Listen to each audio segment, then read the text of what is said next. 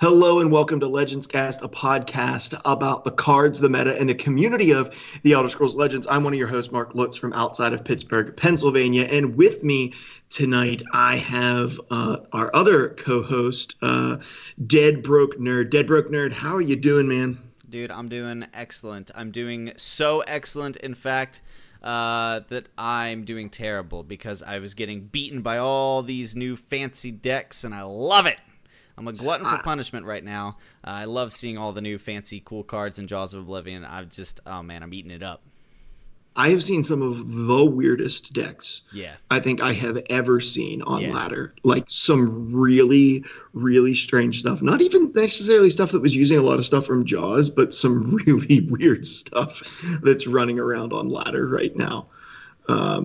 Wow. Yeah. So I got in and busted some packs and started playing. And holy cow, I tried to find as much time today as I could to get into some Jaws of Oblivion. But there are some really, really cool mechanics in this game. Mm-hmm.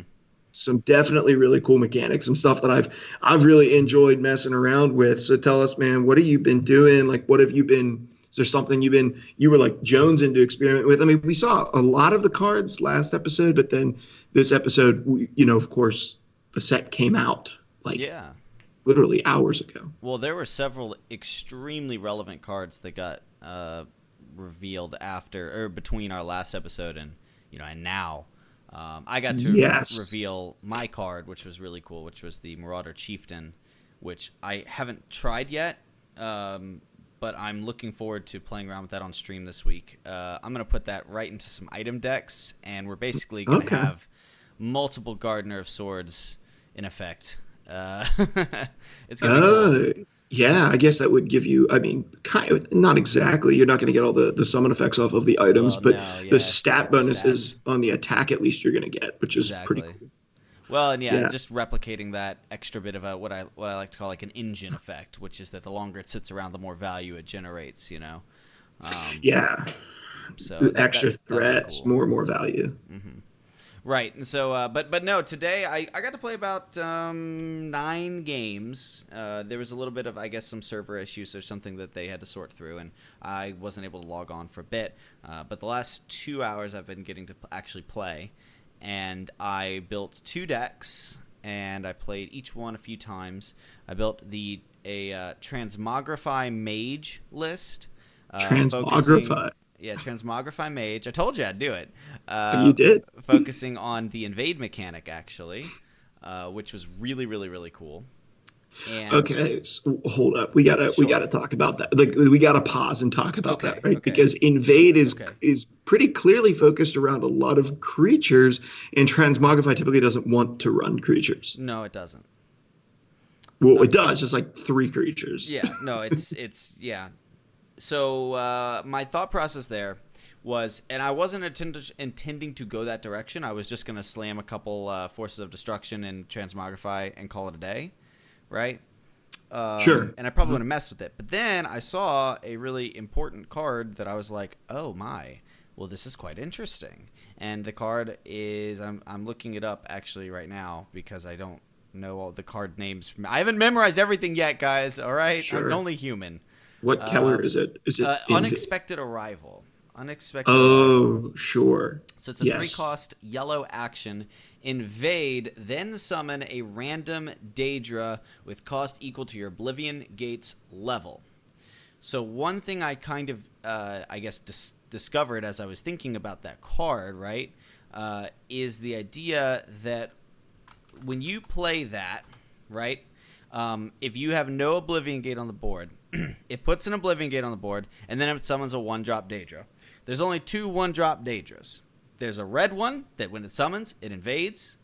And there's a blue one that has a ward, and when it breaks, it invades again. Sure. So effectively, the first time you play it, you're getting a level 2 Oblivion Gate and a creature.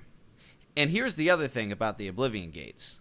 I can blow them up for Transmogrify. That's part of building a Transmogrify deck, is you need effects, actions that generate creatures to sacrifice for Transmogrify. Yes.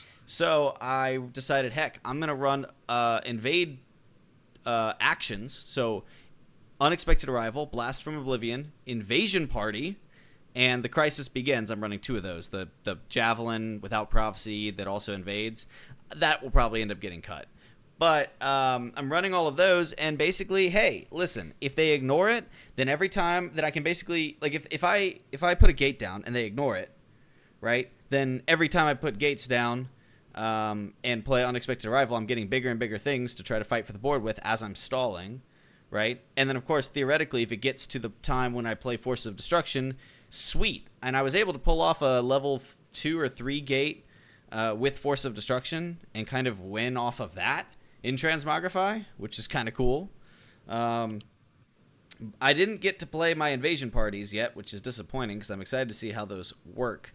But the point is, I also slammed 2 siege crawlers in and an Odaving as my Transmogrify targets. 2 siege crawlers. Okay. Yeah. And so at 15-15, it's with no effect. Yeah, they're just okay. But what's cool is the ability for them to get random keywords and stuff like that. And, you know, I figured, hey, listen, I probably will end up cutting them in like a quote-unquote serious Transmogrify. But I said, you know what? Sure, if that exists, if that's a real thing. Yeah, I said this is on brand for us, so we're just gonna leave it as is. And I mean, if you think about Blast from Oblivion, right now it basically gives you a creature that you can Transmogrify with and deals 1 damage if you don't have a gate out. But if you do have a gate out, it's actually fairly comparable to what it ended up replacing in my typical list, which is Reverberating Strike, which is most of the time Reverberating Strike says deal 3 damage to a creature. Blast from Oblivion, on average, I found in my 4 games or so that I played, was deal 2 damage to a creature and get a gate. So I was like, that's all right. That's okay. You know, I'm good with that. And I'm running Blackmail. And it has Prophecy. That's true. And Prophecy. And that's relevant. That's very relevant in a deck that's going to get hit in the face quite a bit. Well, that, and if you're like transmogrifying and they clear your whole board and you're going in a transmogrify round and they hit your face and you prophesy this, they can't get rid of the 0/4. Now you're like on their turn, you're placing something on the board for you to be able to transmogrify, which is a cool. It probably doesn't happen often, but when it does, it's like maybe game changing. Oh, absolutely. And so like I've run Grave Grasp for that exact reason a couple times, like in some builds. Oh, yeah, sure. I like Grave Grasp, actually. I think it's a neat card. I mean, I play that in the Sorcerer version of Transmogrify that I play. I play 2 copies of Grave Grasp, so... I had played that in my... It just got replaced for the new Legendary Skeleton, but I was playing that in my Skeleton Sorcerer with Training Grounds, and there were times when... And also Corsairship, there was times when I was, like, throwing out, like, 3 or 4, like, 4/3s, and shackling something on a Prophecy, which is like it's just absolutely destroys your opponent if you can pull that off, if you have it. But they're a cool card if you can buff those 1/1s that you summon whenever you're pulling them out. Yeah, so that's mostly what I messed with. Except then the other deck I built and I actually really liked and actually won a good amount of games with was Self-Damage Rhetoric. Warrior. Oh, Rhetoric. Okay. Self-Damage Rhetoric. And I can tell you, Warrior is probably pretty good too, but Rhetoric, it feels better. And the reason is solely because of the card that I said was broken, and it certainly is, which is Wanderer person, Wander Support Man, Support Wander, whatever, Worldly Wanderer. Yeah. Worldly Wanderer, found it. Worldly Wanderer. Yeah, dude, he just puts a Fighters Guild Hall on the board. He just comes down and says, get your Fighters Guild Hall on the board. And then because if you have a board before he comes down and you're ready to trade, he comes down, puts it down, you trade, you get buffed, etc., etc., etc. It feels actually pretty darn cool and fun. There's so many choices in it too. I'm trying to decide if I want it more aggro or more mid-range, how much card draw I want in it. So there's so many choices here. About what I'm running, but honestly, Blast Bones has been killing it for me. Blast Bones has been crushing it, dude. Wow. Mm-hmm. Now, I'll tell you this. I did play Invasion Party a couple of times. Mm-hmm. Here was something that was interesting because I pictured the interaction being like, so Invasion Party comes up and you choose, like it would come up 3 times, right? And you'd have 2 cards to click. One would say invade, the other one would say summon a 1/1 scamp. And then it would come up again, and then it would come up a third time. But what it does is it comes up and there's 4 options across the screen, and then like an over button, and it says invade 3 times. Then it says invade 1 time, summon 2/1/1 scamps. Then invade 2 times, summon 1/1/1 scamp. Oh. Then you have to push over to get to summon 3/1/1 scamps. So you only click one thing, but it was weird to me that they put so much on the screen. I did not expect them to put that many cards on the screen. Yeah. Because I was like, that was clunky. It was like almost, now I'm playing on my iPad, so maybe it looks a little different somewhere else. But on my iPad, it was really clunky looking. I like it. Like if you can Invasion Party and like pull 3 Oblivion Gates, or like, invade 3 times, and then you have enough mana to, drop enough Magicka to drop, a few Daedra with it, it can be crazy. Like that card can be really strong. Yeah. I ran into a invade battle mage, and they were able to get a turn 5 level 5 Oblivion Gate. Mm-hmm. They just curved out invade cards every single turn, and I was playing this self-damage Redoran, and I was initially, posturing aggressively. I went in field lane, committed to field lane. Well, they put the Oblivion Gate Shadow lane, and actually that brings up another point. I think Oblivion Gate by default goes Shadow. It does every single time. Yeah, I didn't know that. Unless it cannot go Shadow. Mm-hmm. Like if your Shadow lane is full, it'll move to field lane. But other than that, it always summons in Shadow lane. Well, that's certainly interesting and something I didn't know. But I guess it's probably better. I almost wish I had the choice though, because I think it's one of those things. Like they have to do that in order for decks not to run away with the game. Because like if you think about it, if you're protecting, heavily investing in field lane, mm-hmm. then you always have trade priority versus your mm-hmm. opponent has trade priority in Shadow, so they can just put a measly little sanctuary pet down and then kill the game. That's happened too many times for me. Yeah, no, I've dealt with some frustrations with Lethal. I think Lethal got a huge buff just by nature of the new things that are out. Mm-hmm. And, oh yes, definitely. And Ward is not really a thing in the Daedra decks yet. I mean, someone will probably hybridize them, but hey, little Jamie just raided over here with 45 viewers. What's up, little Jamie? Thanks for sending people over our way. Appreciate it, man. Well, guys, we're in the middle of a podcast right now, so we're on episode number 18 of Legends Cast. One of the things, DBN, that I've noticed is like, so I got what I started with was invade. Like and I didn't intend to, like my goal was to play goblins. Like that's what I wanted to play since I started seeing goblins come out in the set, and I haven't been really interested in invade. But then I was like, I'm going to save some of my gold. I got like the pre-order. I was like, this is great. I'm going to have a lot of packs. And then I just kept using my gold and buying packs. And then all of a sudden I bought like 220 packs.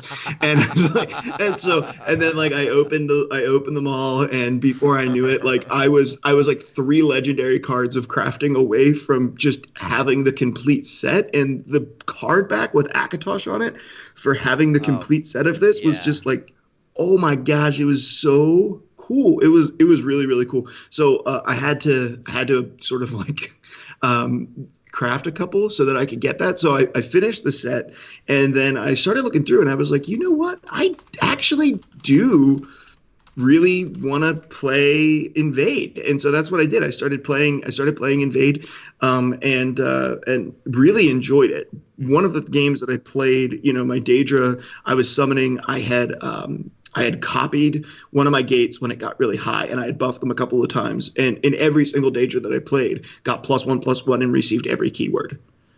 Every one. Yeah. They were getting, I think, between the 2 gates, they were receiving 14 keywords, which is, there's not that many in the game. So I was receiving +2/+2. All of my Daedra were -2 mana, and I was receiving every keyword on every single one that I played. It was just like playing Dagoth over and over. This is like really, really crazy turns. And the thing that I found that was maybe the most surprising is I had 2 copies. I opened one and I crafted a copy of Forces of Destruction, and it's not as good as I thought it would be. Really? I thought it was gonna be awesome. Like I really felt like it was going to be a finisher. What I found is with these decks, like you really don't get to build your Oblivion Gate more than once, maybe twice. Mm-hmm. And by turn 10, you usually have won the game because you snowballed Oblivion Gates, or this is only invading once and you've sort of lost the game because they've taken board and cleared your Oblivion Gates. So I haven't been super impressed with Forces of Destruction.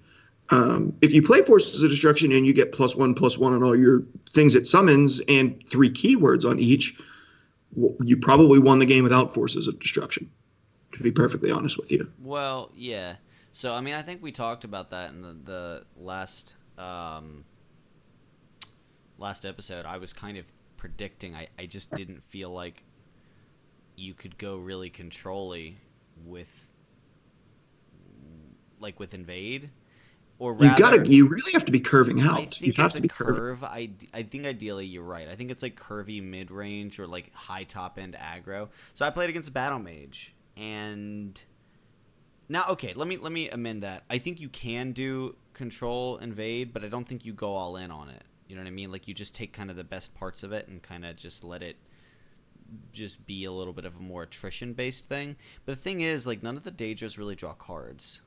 Like no. You need, if you're gonna have a board centric strategy, you need card draw, because if you're playing another control deck, or heck, even if you're playing a mid range deck, what you start seeing is from hand removal. Your opponents, like when you're playing control, and a lot of your stuff is about either let's say your proactivity when it comes to something like remember Ebonheart. So Ebonheart would need to be proactive in terms of ramping. Right. Yes. Sure. And so that's how it would play proactively. A deck like this, or even really a deck like Mid Tribunal, it wants to play proactively by putting things on the board, but that's so much more susceptible to removal and therefore a loss of resources. So you need ways to refill those resources. Hence things like Thaydon and crap like that. But like I mean, you probably put that on in a. If you're playing like a mage build or a Guildsworn build, you probably put that on in the Daedra lineup. But I gotta say, like, I think it's gonna be best as a aggressive or mid range list, and I just don't see how it competes against other control lists. And I think that's fine because like the flavor of Invade doesn't feel like it should be control-y. And frankly, if like the Oblivion Gates become a thing where like you can just protect them indefinitely, that's probably bad too. So I mean, it makes sense, right? It's an evading force of demon things. Are they demons? I don't know. I don't yeah, they're demons. They're demon-esque. They're definitely demon-esque. So I think that, right, I don't know that you can actually play Invade well aggressively. And hear me out. This is the reason why. Your Invade cards are a 1-mana 1/1 with Ward and a 1-mana 1/1 that invades. Then on your next level, your only level 2 invade cards is a 2-mana 1/4. Mm-hmm. So you can't even really begin to get aggressively statted minions until you get to turn 3. Now there is a red card that is a 2-mana 3/2, I think, that gets +1/+1 each turn if you invade, and that is aggressively statted, but it doesn't invade in and of itself, right? So it's going to be a 2-mana 3/2 unless you're running the 0-mana invade card. And so I don't know, like, I really feel like they sort of put this in a position where you're like firmly mid-range. You're like board-centric mid-range. Yeah. And one of the things that I've noticed is almost every single game that I've played, because I've played mostly Invade, almost every single game is played in the Shadow Lane. And your opponent, like if you play the 1-mana 1/1 with Ward, when the Ward pops, you invade. If you play that in the field lane, no one wants to go to the field lane again. It's just everybody goes to the Shadow Lane. So I think that's going to bring about a dynamic that's a little bit different in this game, is that you have to chase. You cannot let that thing go. If you let that thing go and it gets going a little bit, and they can maybe get 2 or 3 ticks on it so that their Daedra costs 1 less and they pump up a couple more and they're starting to get charge and drain and ward on from their keywords, you can't keep up with it. Like you have to chase that thing, which is I think why things like Leaf Lurker, not Leaf Lurker. I'm sorry. Anything that has lethal. Well, I think Leaf Lurker is good against it too, for the record. Yeah, Leaf Lurker is good against it. Yeah, I think that Finish Off is really strong against it too. Obviously, Execute. The other thing I thought about is the Rain of Arrows card, the one that kills everything in your opponent's lane that has Arrow Storm.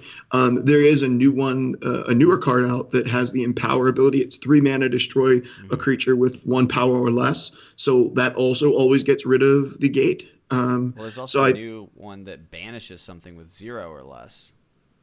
Oh yeah, and that costs 0. I mean, so I don't know why banish it. I don't know why you would play that over Execute, but you could. I mean, the cards exist that deal with it, and unfortunately, I honestly wish they didn't deal with it so cleanly.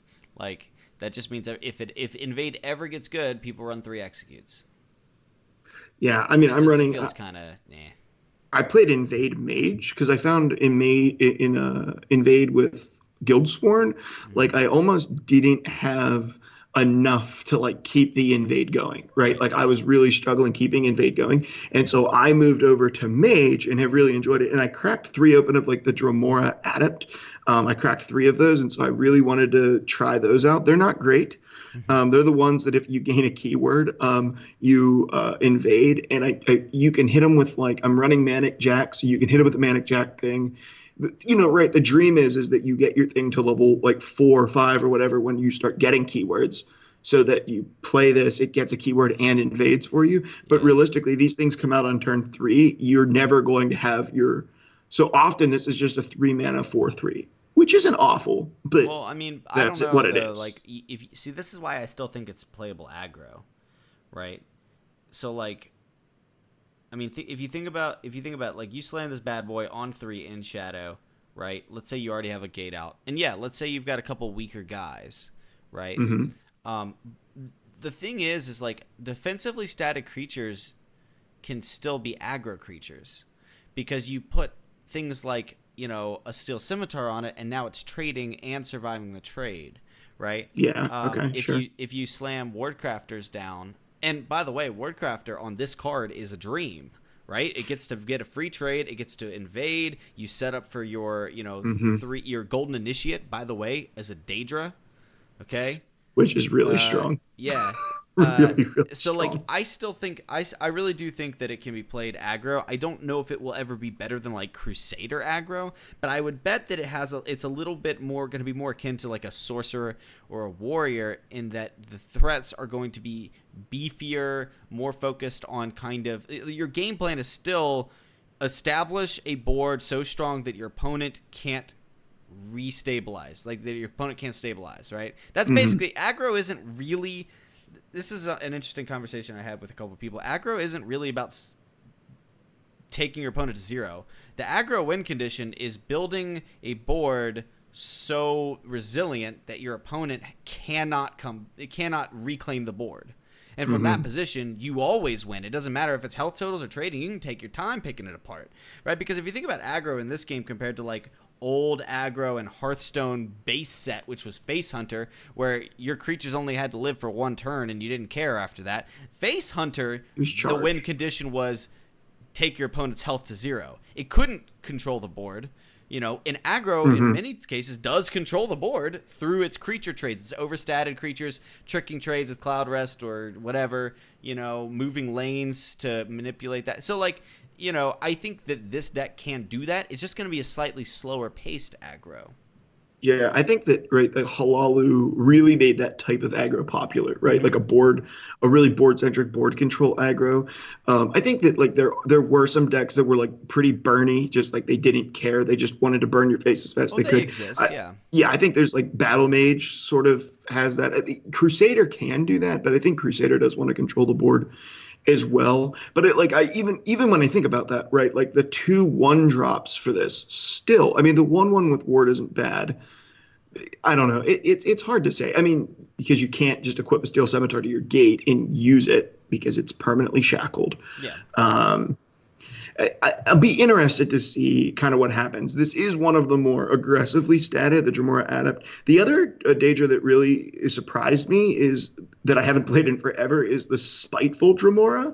And this is a 5-mana 4/3, I think from the base set, that reads summon, destroy a creature with 2 power or less. Oh, yeah. So if you have a gate on the board on turn 5, this gets buffed, probably a 5-mana 4/4, and it destroys your enemy's gate like an execute. And because it's a Daedra, it's going to get buffed by your gates, which I think may see a kind of a bit of a resurgence if we see a lot of invade.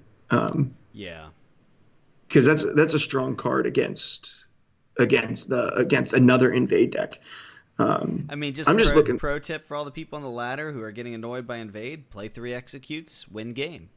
I mean, like, there's some reality to that, right? Yeah. That just like figure out a way, just like it's not hard to tech against their gate. Like just tech in a way that will beat their gates, and you can pretty easily win that way. Yeah, I think for sure. Yeah.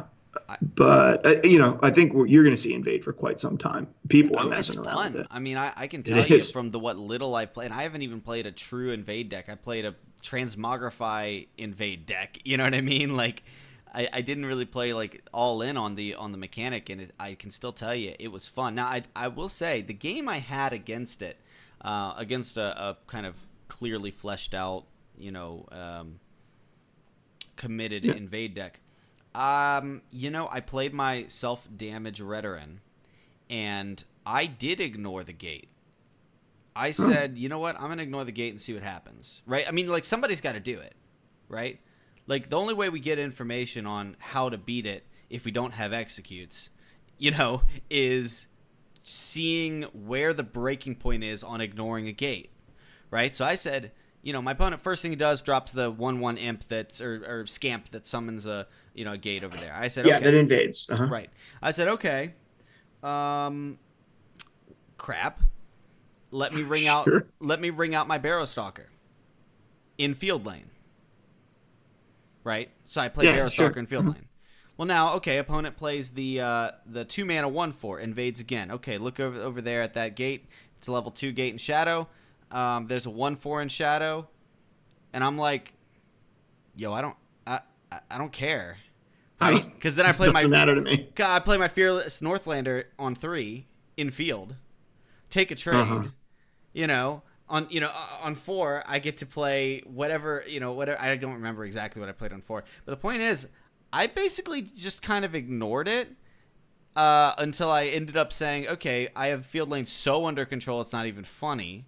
My opponent is curving out, but at the same time, I'm playing Edicts. I played Blast Bones on 5, cleared out one of the creatures, and because the deck didn't ever get to like a Dark Seducer, right, level threat, and couldn't play Dark Seducer anyways, right, because it's purple, because they never got to a beefy enough threat. It didn't matter. Like, oh no, they ran out of cards is what I'm getting at. I would just kind of go 1 for 1. There's no draw in it. Yeah, and I'd say, okay, you played a 2-mana card with 1 million keywords and you charged me for 3. Oh no. Yeah, you know what I mean? So it's like, okay, if you can 1 for 1 it, kind of like how a Control Tribunal would, right? I mean, or even really as aggro, if you can kind of put some stuff down in field, lock that down, and then start putting things in shadow, it's like we talked about. The downside of it always going shadow is that it gives trade priority to the other player, to the opponent. The opponent has an opportunity to take whatever gets put down with cover to take that into the gate instead of into something else that they want to trade, of course, unless there's guard, right? So, like, I don't know. It needs to have card draw. They need to find a way to get card draw. I think that Mage is going to be the way to go with East March Crusaders. I think Guildsworn's a way. I think a Guildsworn's a way to go too. East March Crusaders, Crusader Salt. That gives you plenty of trading tools. It gives you, with the Crusader Assault being able to kind of leverage, I can get enough attack to, get through this trade my opponent thought I couldn't get through, and now they don't have that creature that can kill my gate. I draw cards. Oh, look, my things are discounted, etc., etc., etc. Plus, East March is just the best aggro, one of the best aggro creatures in the game. Hey, it's aggressively statted, and it draws you a card. Yeah. That's like the definition. Yeah, could there possibly be a better card? I honestly didn't even think about Crusader. I kind of forgot about that combo. I've just been thinking like Mage and Battle Mage. Like those are the two cards I've been thinking about. Like, okay, you got to have blue in it for Forces of Destruction. But if you're not really going to Forces of Destruction, then do you really need it? I don't think that you do. I think that you can play the invade cards in red, yellow, and play an aggressive Crusader with a lot of card draw. I really do like Mage. I think that that's maybe one of the cooler things, like that you're going to maybe see some dual killers, and that's going to be cool, that are going to be running the invade mechanic. Also, other than the fact that you're going to be seeing some dual killers, like to see a resurgence of Mage would be exciting to me, because we really haven't seen Mage since Tricolor came out, not in any significant amount anyway. Like Mage has kind of fallen off the map because it was like the best control class, 1-for-1 control class before Tricolor, and then once Tricolor came out, it was like, sure, you could play Mage, but you could splash another color and just be better at everything, no matter what you're planning on doing. And it would be cool if there was like a pretty strong Mage deck that was running around. I have run into a couple of decks that ignored my gate, and they didn't. One of them, they paid the price because they were playing animals, and that deck ended up being terrible. Yeah. Then the other deck was just playing like a really aggressive Dagoth build. And it didn't bother him at all. Like, he just destroyed me. It was just like, sure, go ahead. You can play a gate. I'm going to play this Mournhold Trader. Yeah, here's a Hand of Dagoth. Nice gate, bro. yeah, exactly. And I had a big gate, but it didn't matter. Yeah. I think that there's a lot of like gate deck against gate deck, right? There's a lot of invade versus invade right now. And that's what people they're going to attack against in things. Not sure how long that will last. I'm always the person that goes against the grain. If the new set comes out and everybody's into if everybody's into consume, I'm gonna go play Waxwayne. If everybody's into invade, I'm gonna go play self damage. I don't know. There's something. I'm a rebel. I'm a rebel. Well, I think that one of the things with this set, at least in the last one, right, we had Consume and we had Waxwayne. In this one, there are like cards that came out to sort of like support other builds. Like there were some cards that supported Self-Damage Warrior, but Self-Damage Warrior was always something that existed. There's some cards that came out that supported sort of like support centric decks, but we did have support centric decks that were out there already. Invade is really the only like strongly pushed mechanic in this, where in the last set we got two strongly pushed mechanics. Well, I would strongly push against that idea, because I think there's something we're totally missing. We're totally glossing over. What's that? Hand buff. Hand buff was definitely pushed. And, okay, that's fair. And can I tell you, it's scary. I played one game against a guy playing hand buff Redoran. Oh yeah, that's. I won. I won, but not convincingly. And to be honest, I think I might have just gotten lucky. The deck seemed scary, and the reason why the deck seems scary is literally the Emperor's Attendant. So here's the thing about this card. So if you buff this to say a 4/4, it comes down. It's a 4/4. You pass on the buff to someone else. Immediately. If you pass on the buff to another attendant, you can play that next attendant and keep passing on the buff. By the way, have you met Emperor Attendant's best friend, the Ambitious Hireling? Okay. Which one's the Ambitious Hireling? Oh, you don't know that, do you? Well, it's because nobody plays it really but me. I play 2 copies in my token builds, but it's the 2-mana 1/1 that gives another friendly creature power and health equal to Ambitious Hireling's power. It buffs the board instead of the hand. So you can go like Attendant, who's a 4/4, and buff the Hireling by 4/4, and then on the next turn you can play the Hireling, which is a 5/5, and buff the something else on the board by 5/5. I mean, the stats just keep rolling over; they don't go away. You know. And then they were running the card that buffs +1/+1 to every creature in your deck as well. I ran into one that was running those. Yeah, well, I didn't see that one in particular, but I'm sure it was in there. Inspiring Kinsman actually made a huge comeback. I mean, look at Inspiring Kinsman. It's Rally, buffs the hand. Last Gasp is basically another Rally, right? And then, honestly, this is something that I'm really interested to see how this takes off, or if it takes off, right? Which is the Doomed Adventurer. 1-mana 1/1, but it rolls 2/2 onto something else in your hand. Like, I can see this being played in an aggro deck, which would normally run a more aggressively statted 1/1. But heck, I mean, that's basically 3/3 for 1. It's just delayed, but the delay isn't even a big deal, I don't think. If it goes on to, say, your Bleak Coast Troll or your Young Mammoth, if you have a 6/6 Young Mammoth on 3, I don't think you're going to argue. No, you know, pretty strong. 6/6 with breakthrough on 3. So I played against one of these Redoran decks, and we revealed Faded, or what is it? Yeah, Faded Wraith. Yeah, Faded Wraith, which is the 5-mana 1/3 draw cards equal to its power. And when I played against this Redoran deck, he buffed twice, like with Petrolian Commanders, his entire deck. And so I was like, oh, man. And then he played one of these, Emperor's Attendants, which came in with a 5th Legion commander on the board. And it came in as a 2/2, so it buffed something for 3.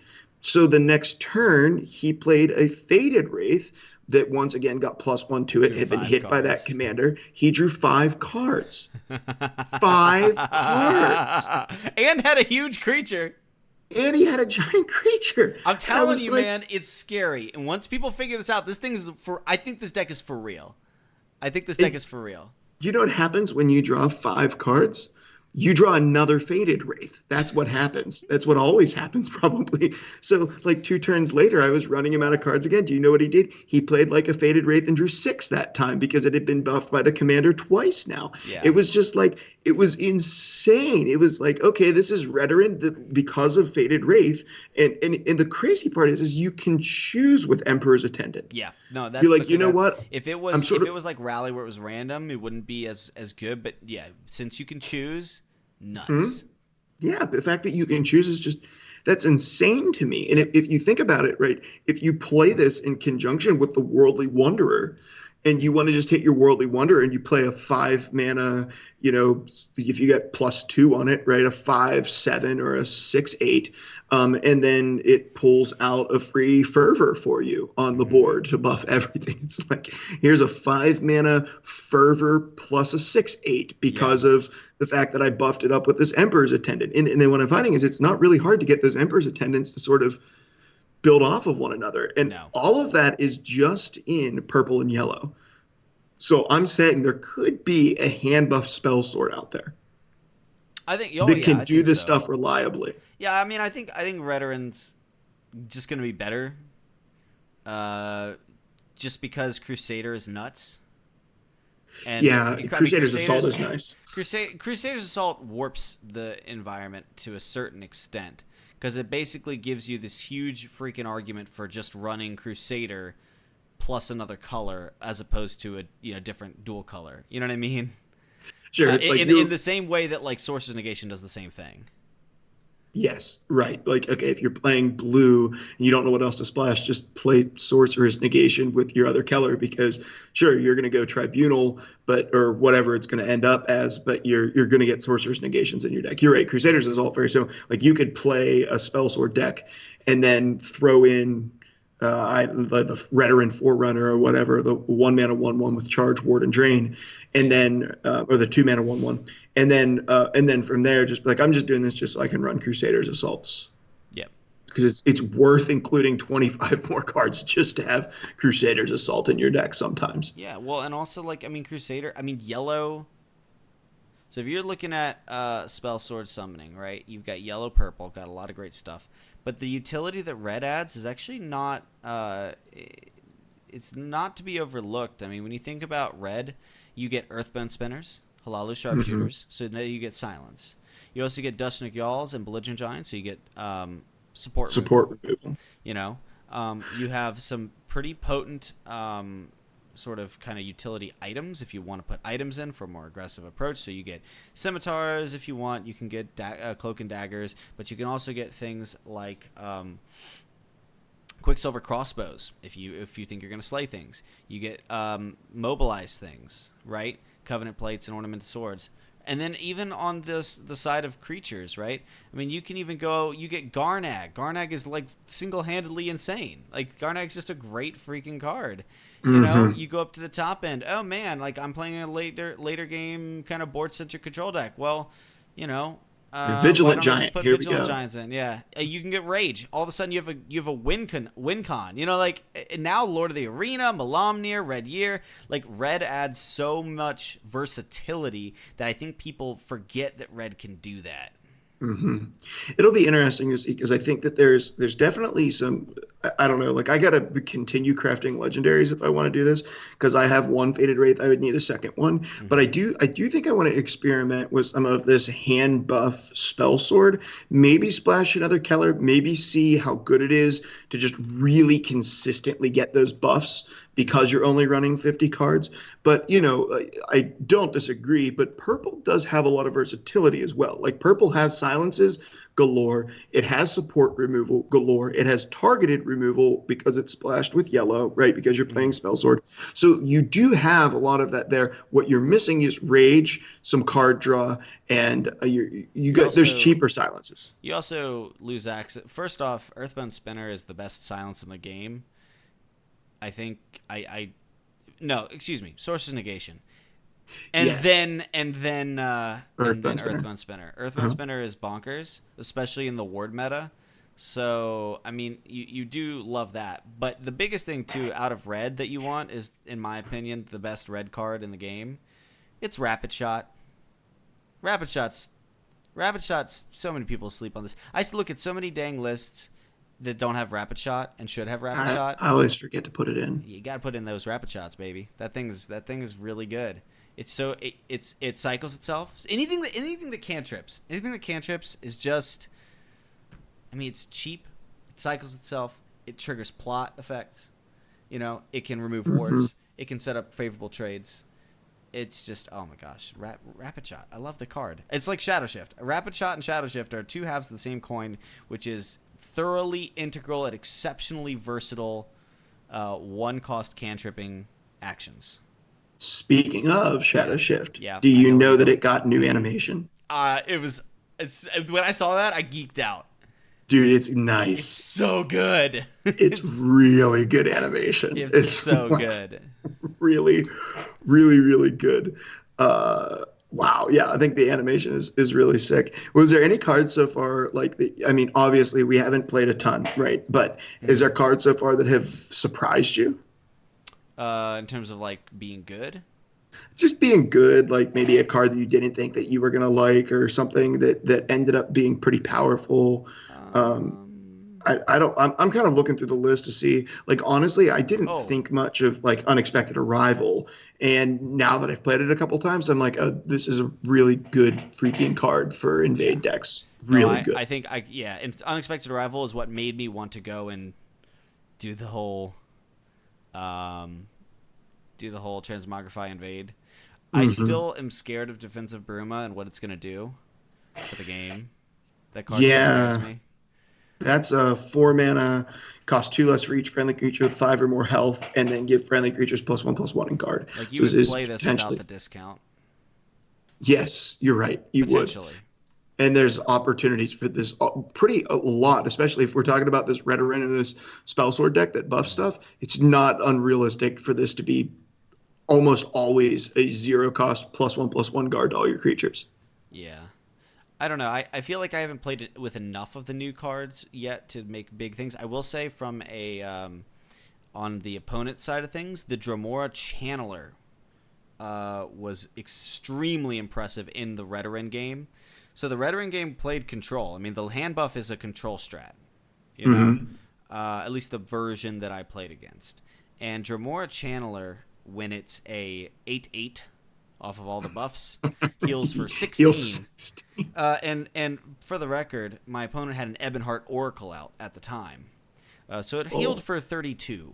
Jeez. So I legitimately think there is a Namira's Ring of Namira OTK there that is actually good.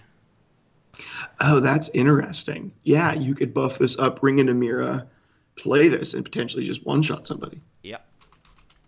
And now, interesting. Yeah, and so now that kind of necessitates that you play it in Empire, right? Because you need green, you need yellow, and you need purple for the hand buff stuff. So, I mean, I think that's what it's probably intended for. And yeah, it's a setup play, but it's probably the best. It's probably the easiest setup play for Ring of Namira that's out there right now. Considering all the other ones are so absurdly difficult. Yeah, I mean they're really cool when they go off. Not against me, but when I watch them on stream go off, they're really cool. So I've been kind of like wondering. The one that I really like is this Lich card, the 4-mana 3/5 summon, choose an enemy creature at the start of your turn. If the chosen creature is alive, summon a 1/1 Risen Dead with guard. I think the big thing for me is, so I'm playing this in my my skeleton deck that runs Training Grounds, is that this is, for me, has typically been like if I throw it in the shadow lane and put something in the field lane, this is a 4-mana 4/6 that usually summons a 2/2 with guard at the beginning of my turn. And because if I have at least one copy of Training Ground down, this has been a pretty sweet card, a really sweet card. I have 2 of them. Have really liked that card. I think that the Lich, I'm not even going to try to pronounce its name, but I think that the Lich is a really, really cool card. Have you messed around or checked out, we have the 2 decks that came out, right? The 2 500 gold decks. I looked at them. To be fair, I looked at them after I had already cracked packs and got both the legendaries. So I didn't feel inclined to buy them. I don't know that I like the 2 legendaries that are in it. I don't you talking about the decks or the cards themselves, the legendaries themselves? Well, I didn't really look thoroughly at the decks. We'd have to take a look thoroughly at the decks to see if they're worth buying or spending 500. I got to admit, I wasn't super impressed with the decks themselves. Not necessarily in how good they are, because I won't be caught dead playing them. No offense to anybody who's playing them, but like I have a full collection. I don't need to play them. But I wasn't super impressed. If only because they're pretty much, okay. There's almost no incentive to buy them outside of the legendary if you are a previously invested player. There's almost no reason to buy them unless you're basically saying, all right, I want to make sure I protect myself against duplicate protection, right? Because you don't get anything you get 1 epic from the new set per deck and 1 legendary, right? You are already going to pull all the commons and rares in the world from all the packs you're going to open. And so when I look at this deck and I see, oh man, am I going to get these cool new, epics? They're going to really flesh out the mechanics or whatever. And I see 1 copy of Whodunit in Martin Septim's Ascendance. I didn't even really read that card. I was like, this is a stupid name. I don't care about this card. It got played against me. Probably not bad. I lost to the deck. It wasn't because of a Avatar of Akatosh, because they played Martin Septim, and I said, oh, cool, say hello to my edict.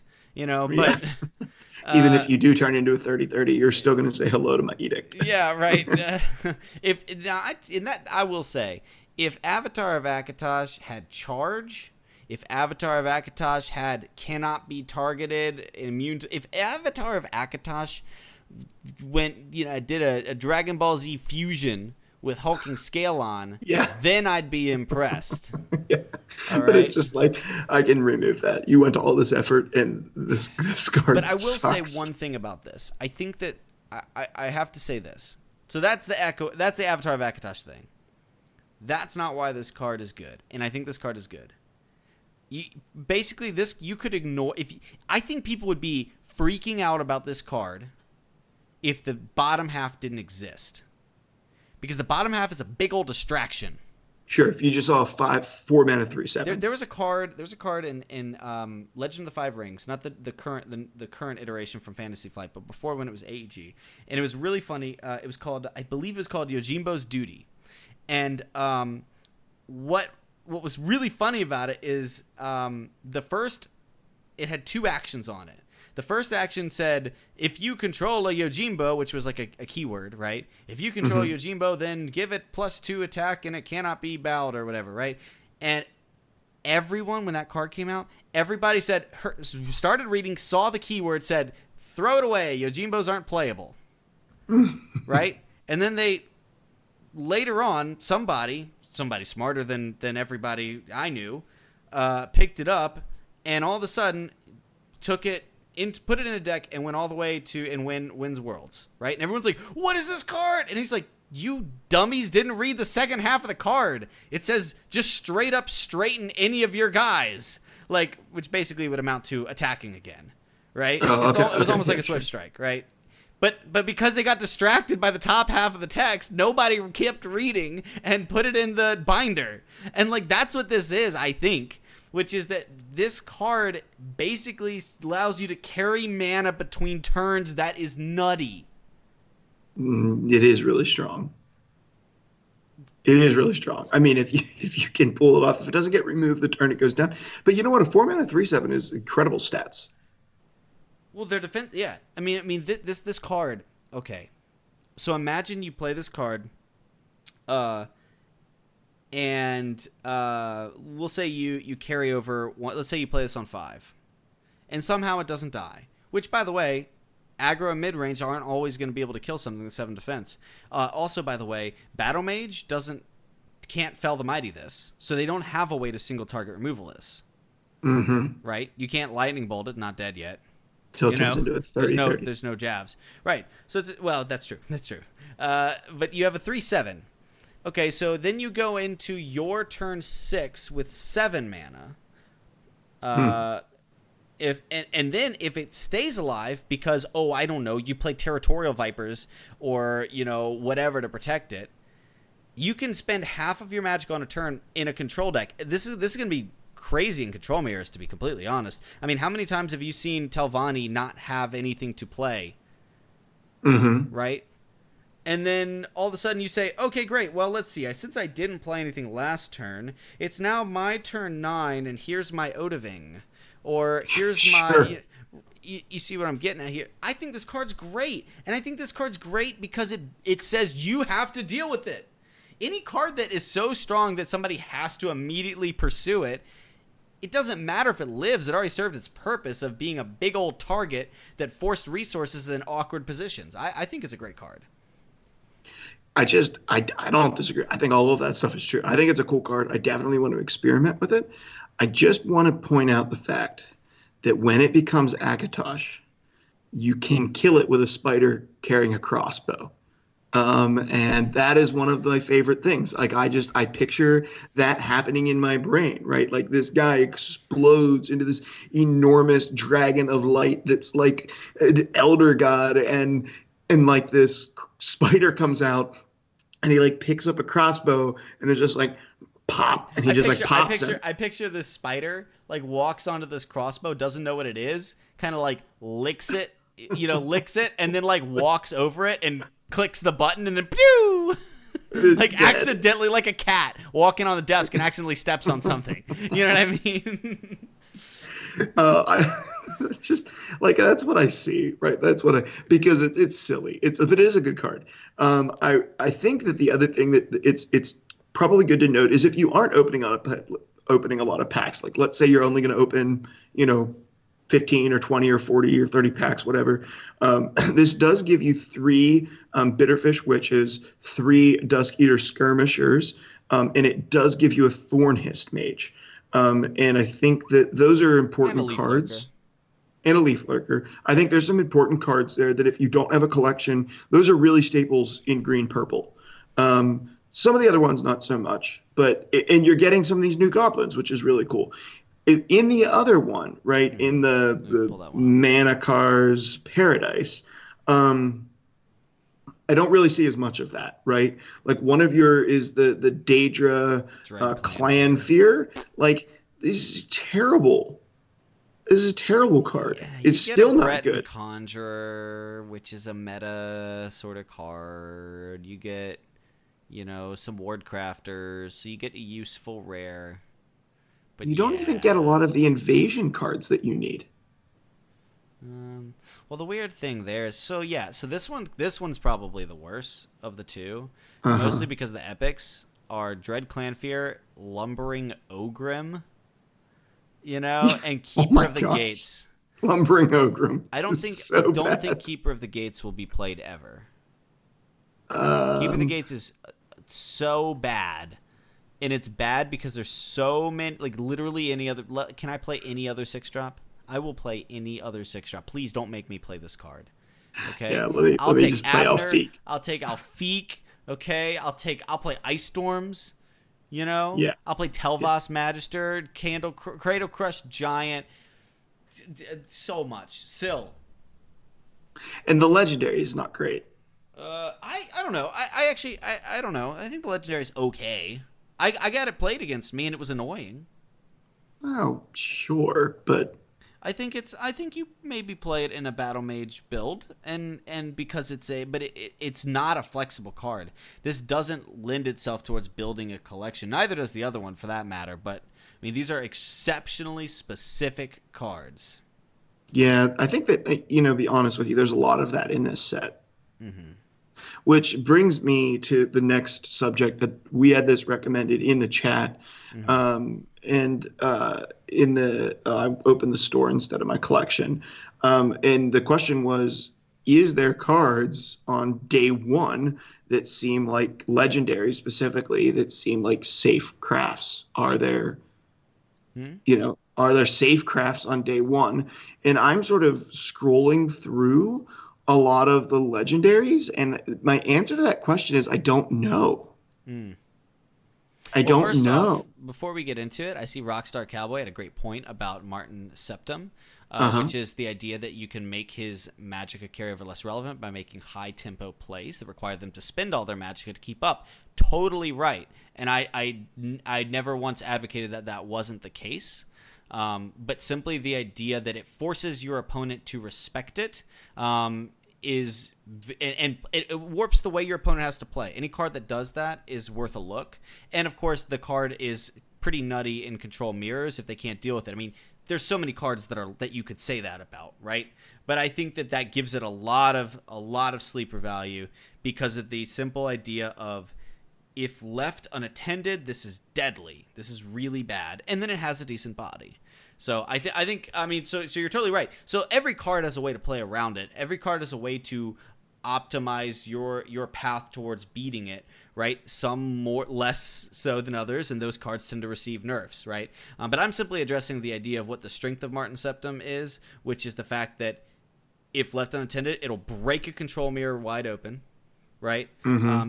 And if your opponent ever runs out of kind of plays that you have that you like, if you ever get on board as control, this is it's kind of a win more card, I suppose, but I have a micro advantage on board here as the control player. This is going to secure that win. You're not wrong. There are ways to play around it, and I think making high tempo plays is totally the way to do it. But if you're a control deck being forced to make high tempo plays, you're not playing your win condition. You know what I mean? But yeah, sorry, go ahead. We can talk about legendaries to craft. I think it's important to note too something with this particular card with Martin Septum is that this is a 3-attack minion. So if you play this in Empire and you're playing things like 5th Legion Trainer or you're playing things like Divine Fervor, you can actually Necromancer this. You can pull this thing from your graveyard for 6 mana with Necromancer. A lot of legendary cards, their stats are so high that you're not really going to get to them. And I think that something that's important to note is I don't know. I think when people look in control mirrors, they look at a card and they're like, well, you could just remove it with this, or you could just silence it, or you could just get rid of it. And you're like, yes, you can. That's the point. I have a set of cards that can win me the game. And I want to play those cards in such a way that my opponent runs out of removal for them before I run out of removal for their threats. And this is saying that in the very beginning, when I play Martin Septim on turn 4, you better have a way to deal with this card. And if in the beginning you have a way to deal with this card, you're probably not going to have you may not have a way to deal with my bigger threat coming down in a couple of more turns. And I think that's really important to note here, because this is something that has to be removed. And let's just face it, an aggro player cannot ignore this card. Even if you're playing tempo, you can't give your opponent a chance to get Odoving out on turn 6, like, or whatever it is. It's going to be crazy. You're going to get Odoving out early, or one of a big control cards. Like, you can't give your opponent that opportunity. And simply floating one Magicka, if you float one Magicka, that opens up that next tier of powerful cards for your opponent. You know, if you're on 4. And let's say you're on 5, and you play a Viper and destroy their Bleak Coast Troll and float one Magicka.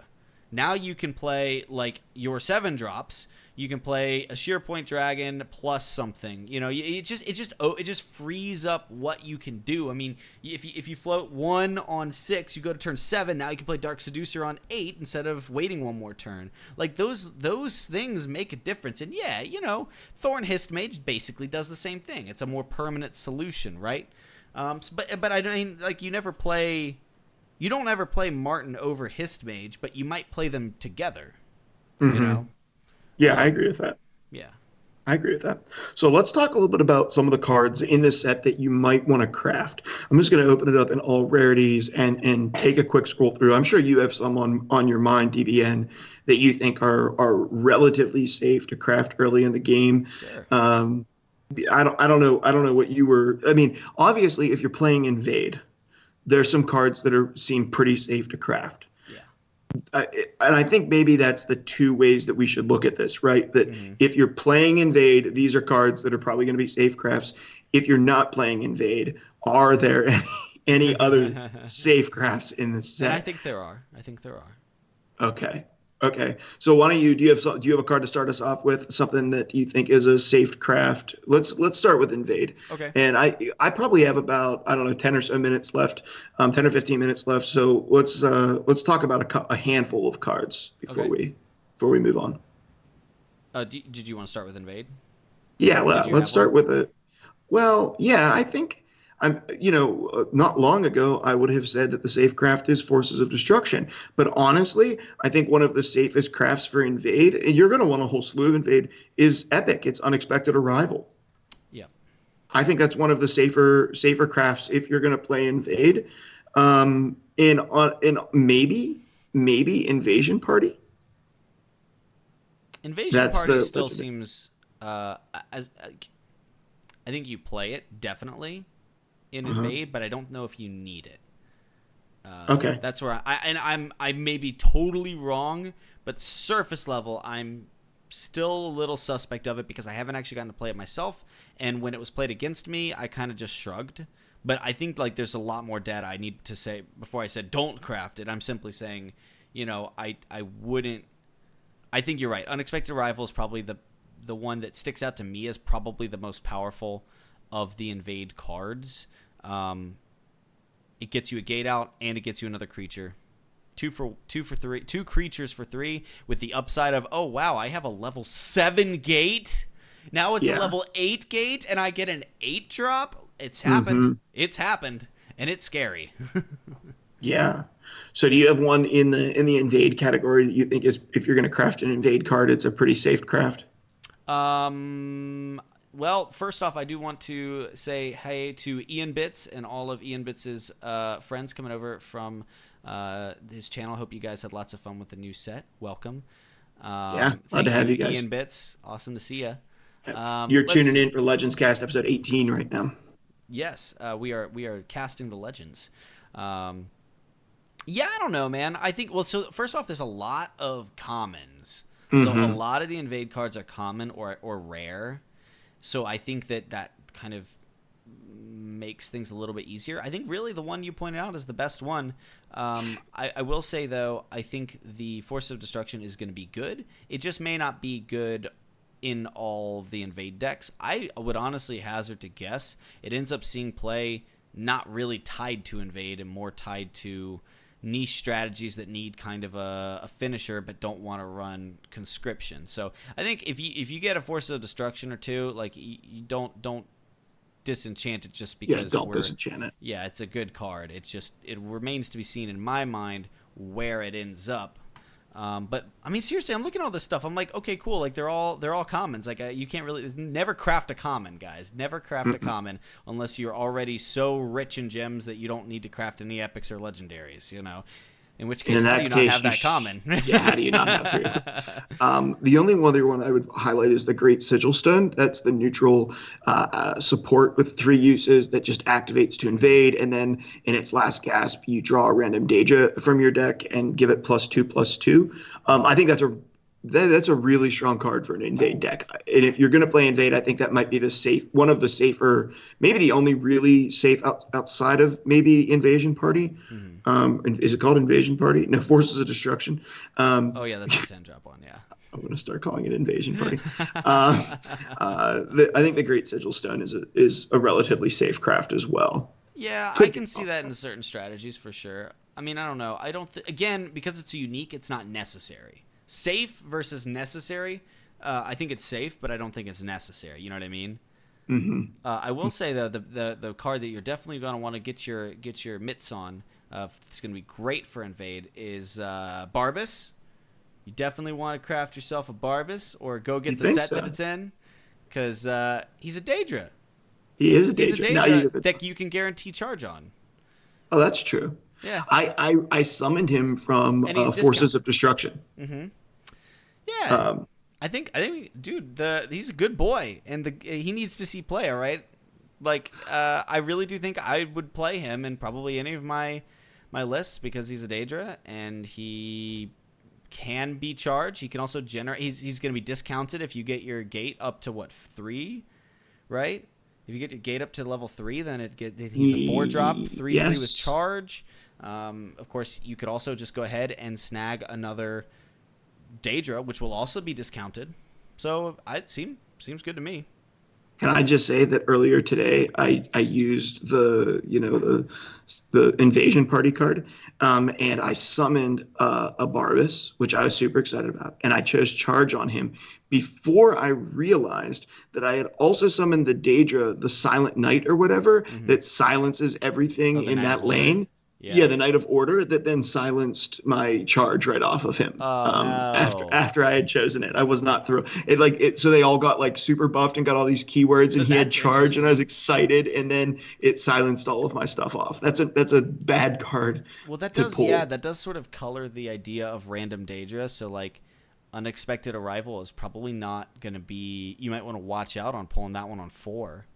Right? What are the other 4-drop 4-cost Daedra? You know, I'm gonna look it up because that might be something that's like to avoid that risk. You know, you've got Piercing Twilight, Sigil Keeper, Piercing Twilight. That's a Daedra. Yeah, that's really strong. Yeah, that's really freaking strong. Oh man, but I don't know if you want to miss out on like Zivalai Warlord with the charge guard. I don't think you want to miss. I think you still do it on 4, and if you get your Knight of Order, you just kind of shrivel up and cry. You also get Maroon Dagon's Seducer, excuse me.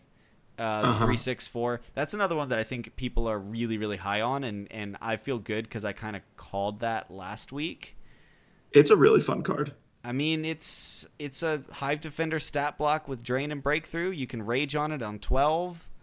Yeah, it's a Daedra, so it goes with Invade. It checks some boxes. It gets the job done. It's nothing fancy, but I think people are gonna like it.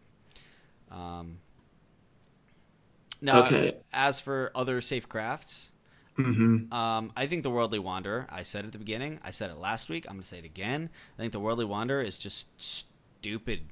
It's dumb. This card is really good. I mean, Strong. it's facilitating damage, like self-damage Reterin, because I can find my Fighters Guild halls. I basically have 6 Fighters Guild halls, now. It's an incredible card. I mean, it's this card's going to help Lunar strategies out because you can make sure you find your Moon Gates. I mean, seriously, as somebody who really likes Lunar but always kicks myself because I'm like, dang it, I can't find my Moon Gates. Well, easy. It'll really help out Lunar Tricolor. I think this helps out Tricolor, to be honest. Tricolor support strategies get major help from this card because you can tutor them. You can pick, and then it's free. Oh my goodness, Worldly Wander, very safe craft if you want to play support synergies. I would almost be worried that gets nerfed at some point. I could see it. I could see it getting a nerf. I could see it becoming a problem at some point. Definitely. I think Worldly Wonder is honestly just in like rares. Like I know that it's silly to talk about rares, but I still think that Dust Eater Skirmisher. Yeah, I totally agree. if you don't get 3 of those, I think picking up a third of those is fair. It's funny, like you look through this set, and I know that this set came with a lot of legendaries. And there's gonna, like, if you want to build around some of them, like if you want to play kind of the buff Reterin deck, you probably do want Fated Wraith. Because it's going to draw you an insane amount of cards. If you are going to play Invade, you probably do want Great Sigil Stone. You probably do want a Forces of Destruction or 2. But all of the rest of the legendaries, honestly, as I'm looking through this, outside of Worldly Wanderer, aren't like, yes, definitely craft that card. I agree. Frankly, I think the legendaries are slightly underwhelming. On the whole, not across the board. Not all of them are underwhelming, but they're very specific. I think they're maybe what legendaries should be, which is very powerful in very specific situations, but not auto includes. Like I think Alfiq Conjurer is a type of card that should be an epic because it's so strong that it needs to be accessible, right? I mean, that's the kind of card that I feel should be the power level of an epic because I think accessibility is something that... So I think that's actually maybe a big success for this set is that it feels like the most powerful cards are rares and epics in my mind, with the exception of World of Wanderer. To people. And I would also say the other card, I think Marauder Chieftain is a very safe craft, which is exciting to say because my last card reveal, nobody has played it ever.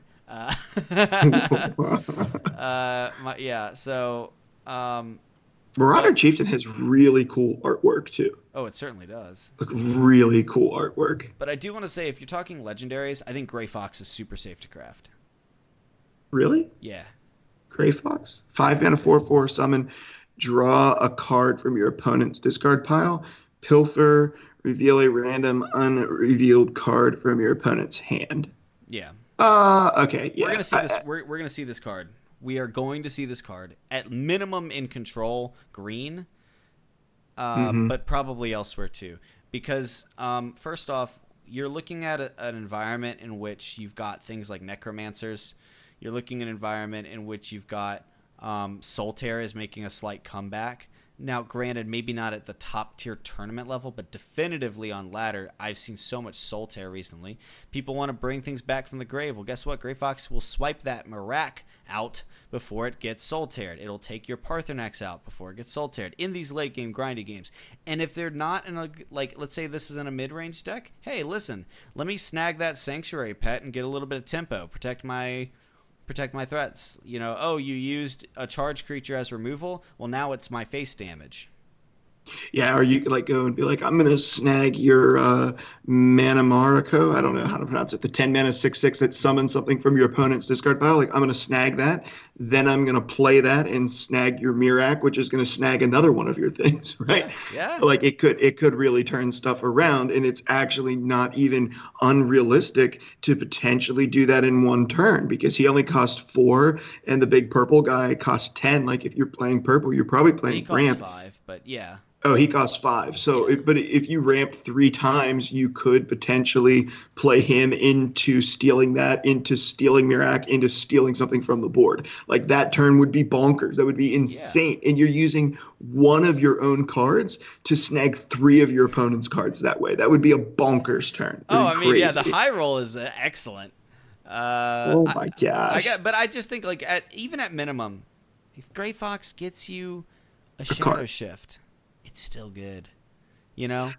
Yeah, honestly, the fact that it came out and there was a lot of confusion around it, and then it never got like a tag for what it actually is, was like because its tags blank, which I think has something to do Oh, with Oblivion. that's the lore behind it.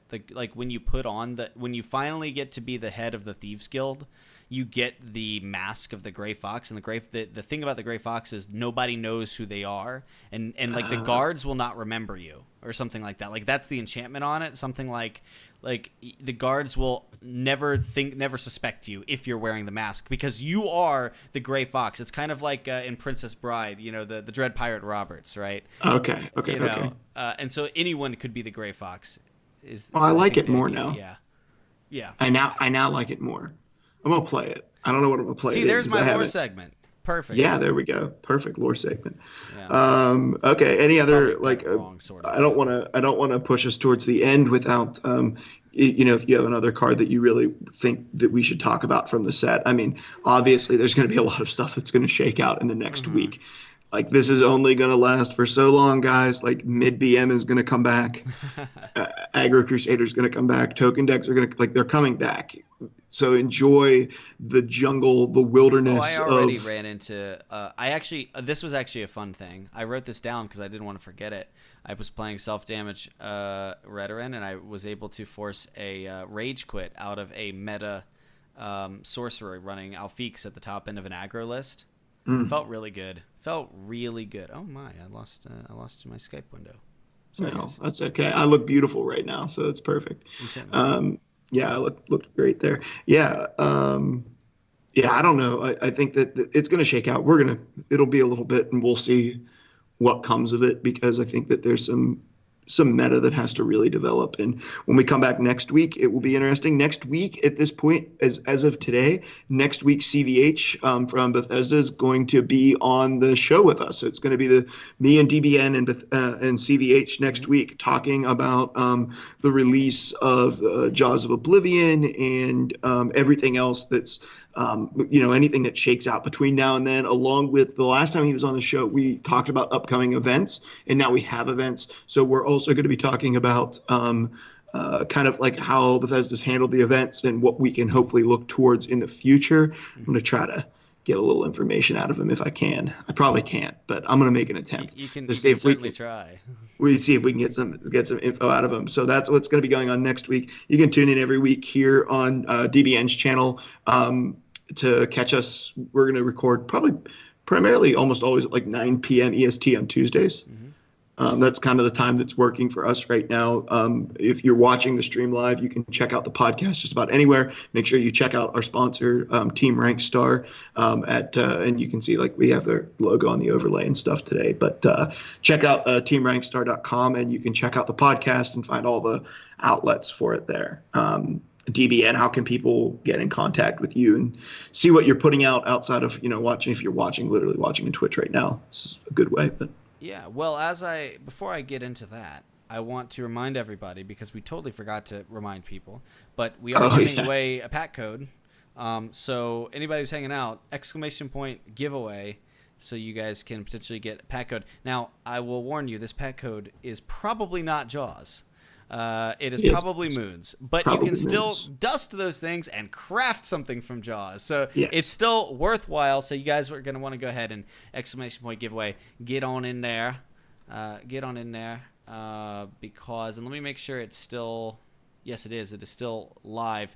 I suppose this is a good time as you guys are filling that out. Yeah, you can find me here on Twitch. Bam, you're already here. That's so easy. We are going to put the video up. I'm going to edit it and slam it up on the YouTube, so you guys can check that out too. YouTube is The Dead Broke Nerd, And that is actually a really great place to see content of mine. I put a lot of effort into it. I've been really doubling down on that, and I've been just getting a lot of really friendly, nice feedback. So eventually that will change, but for now, it's really nice. And I put out videos for everything from Tessel, which I do a lot of, and some Mythgard and some Gwent, occasionally Hearthstone when I'm feeling it, which hasn't been recently. But yeah, I put out deck guides, testing, experimentation videos, all sorts of stuff. And then, of course, you can check out both me and the show on Twitter. So I'm Dead Broke Nerd on Twitter. Somehow got that. But then we also have Legends Cast. So at Legends Cast, which is on Twitter. And somehow we got that. You know what's funny? I mean, we were talking about this. There's so many games that have legend in the name. How did we get Legends Cast? I do not know. I have no idea. I don't even know how we got it as a podcast, to be honest with you, especially with some of the games out there that have legend in it. Yeah. Okay, if you want to get plugged in with what we're doing, you can email me at eslegendscast@gmail.com. But join our Discord. We'll try to throw a link to the Discord in the chat here in a minute, but there's also links to the Discord. Basically, when we post on Reddit, there's an invite link over on TRS. You could Google Legends Cast Discord if you don't want to go to any of those places, and you can find it that way as well. But there's a ton of activity on our Discord. I mean, it's like a crazy amount of activity. I can't keep up with it. It is, if not, it's certainly one of the more active communities around Elder Scrolls Legends in terms of Discord servers. I firmly believe that, and that has a lot to do with our patrons, but also our moderators, Jethro and I probably just mispronounced that, but that and Beefquake.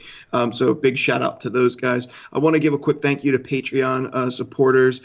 Shack Attack and Will Avon were a Big Salty, might have been new. We're new from the last time we recorded. So thank you guys so much for supporting us. There are some perks if you are a Patreon supporter. If you go to patreon.com/legendscast, you can support what we're doing. If you find value in what we're doing, you can give value back. $1 a month goes a long way in helping us continue to produce this show and put it out. And if you become a patron, you get access to a specific chat with me and DBN in it on the Discord. And that's where we kind of we'll run out new ideas about new channels, stuff for the show. We're going to run our new logo and stuff through that. You get a chance to chime in on that when no one else has the opportunity to do that. So that's the one perk of, being a patron, and we set that bar pretty low. So visit patreon.com/legendscast or search for us over there and consider supporting the show. And that doesn't just go to support me, that goes to support both me and DBN and the content that we're putting out for Elder Scrolls Legends. Yeah, that's the best ways. I mean, there are other ways that you can find me, but those are probably the best ones. So, okay. Anything else, man? You got anything else you want to fire out there before we get going? Nah, man. Just it's always a pleasure talking Legends with you. And if you guys do pop on over to the Discord, don't feel bad about messaging me. I'm happy to answer questions, look at a deck list, something like that. I may not get to you quickly, but I promise I'll get to you. So you can feel free to ping me, and I'll look at something, or you can direct message me with any questions you have. Awesome. As always, if you ever need someone to listen to you or pray for you, always you can message me. You can message me on the game, message me on Discord, message me over the email, whatever, however you want to get me out. You're not doing life alone, and we don't want you to think that you're doing life alone. I'm all about supporting and being a life-giving and a good community for people to find just like mental health in and things. So don't ever think twice about reaching out to us, reaching out to me personally, whatever. I'd love to support you. That's going to do it for this episode of Legends Cast. Episode number 18 is wrapping up. Come back next week for episode 19 with Bethesda CVH. Thank you so much for tuning in, and we will catch you next week.